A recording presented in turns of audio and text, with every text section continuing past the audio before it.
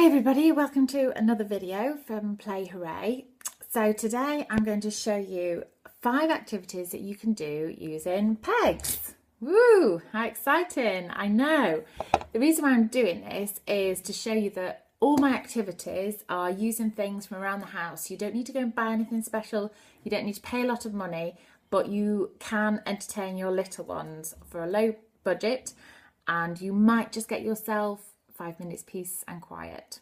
Okay, so the first one is, I'm just going to show you that at the moment, when using pegs with Mason, I use these plastic ones from the pound shop.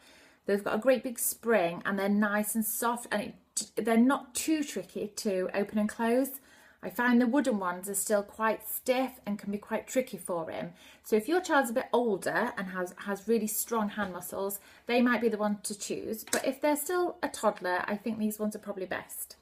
So to start with, the first activity you could do would be to get a piece of string or ribbon, tie it up between the table legs or on chair legs to make yourself a washing line.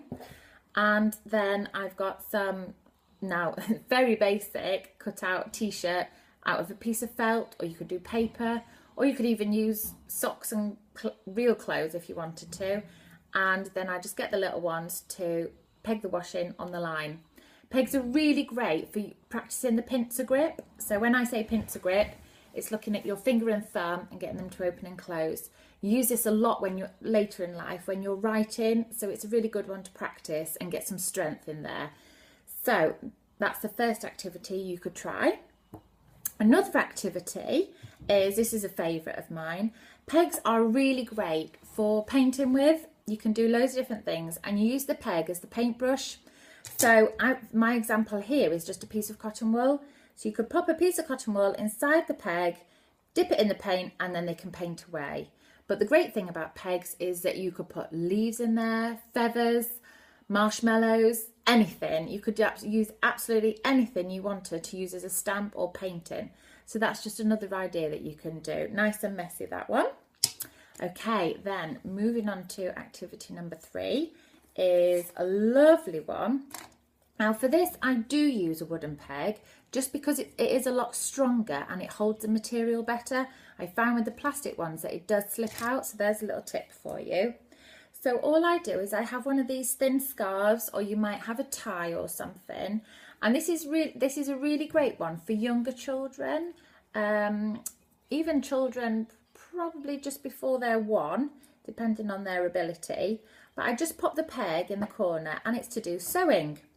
So got myself a standard toilet roll. If it's too big, you could always chop it in half or chop it into a few little pieces. Or if not, maybe you might have some napkin rings or curtain rings or something. And all it is, you're going to use the peg as a sewing needle. So it's for your little one to pass it through and thread the scarf through. I find it's much easier than just pushing the scarf through on it by itself. That can be quite tricky. So by using the peg, it works as a sewing needle and the children can pull it through. Nice and easy.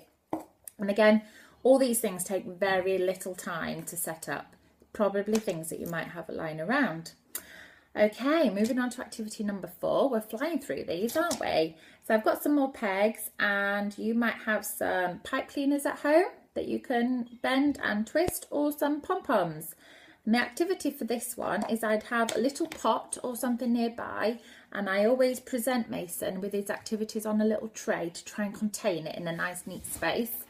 And it's just for the little one to use the peg as a tweezer, and it's to pick up the pom-poms and drop them in the cup, or you can pick up the pipe cleaners and drop them in the cup. I find the pipe cleaners are really great for any children that find it tricky, because it is still quite a skill, is that you can bend the pipe cleaners, so it's a lot easier for when your child goes to pick them up. There's a little tip for you. And then we can just pop them in the cup, empty them out and start again. All right, final activity is using the handy cup that I've just used. For this, you could use a cup, you could use a piece of card, you could use anything. This is an activity you could do with older children that are starting to recognise numbers. And all I would do, I've just got a Sharpie pen, is on your paper cup is just write down a number. So I've got the number 3. So you could use cups, you could use flower pots, anything really. And then the idea is that when your child sees a number that they recognise, that they can then count out the right number of pegs and peg them onto the cup. So if you can see, whoops, if you can see that you could match the number and the amount to the digit. So you could have quite a few of the cups laid out with different numbers on. Your child may be able to just do numbers up to 5 or numbers up to 10 or beyond. We do these, I used to do this in school, so you can do any numbers really. You could also, if you want to extend the activity, is you could have pom-poms, sticks, anything in there where they need to count them first, check that there's a right amount that matches to the number, and then put the pegs on. But that's getting really tricky now. Okay, so I'm hoping I have showed you 5 nifty little activities you can do using pegs. Please keep a lookout for any more activities coming up on our YouTube page, and I'll keep you informed on Instagram. All right, hope that's helped. Let me know if you managed to use any of them, and I'd love to see some photos.